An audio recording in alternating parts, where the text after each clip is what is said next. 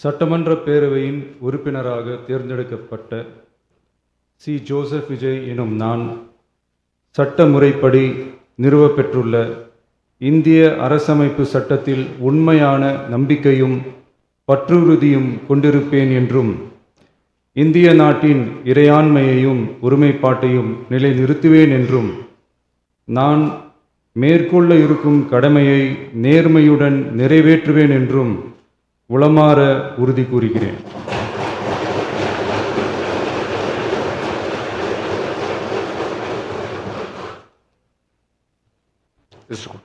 திரு உதயநிதி ஸ்டாலின்.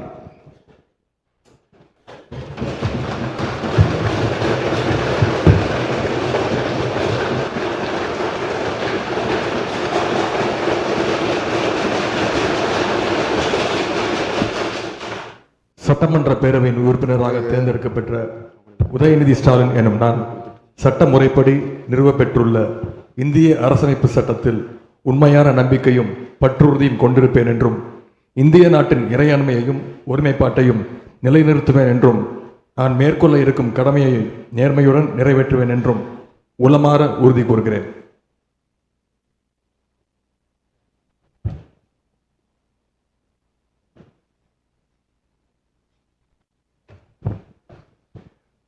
மாண்புமிகு திரு எடப்பாடி கே. பழனிசாமி.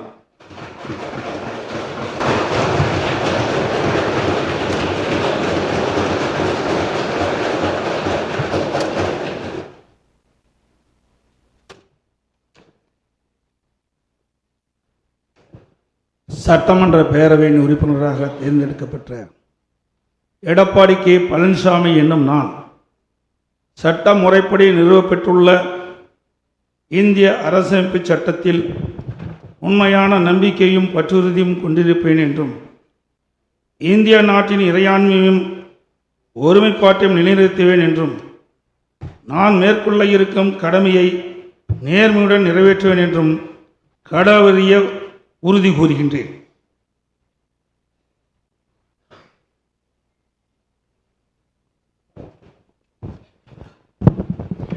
மாண்புமிகு திரு ஓ. பன்னீர்செல்வம்.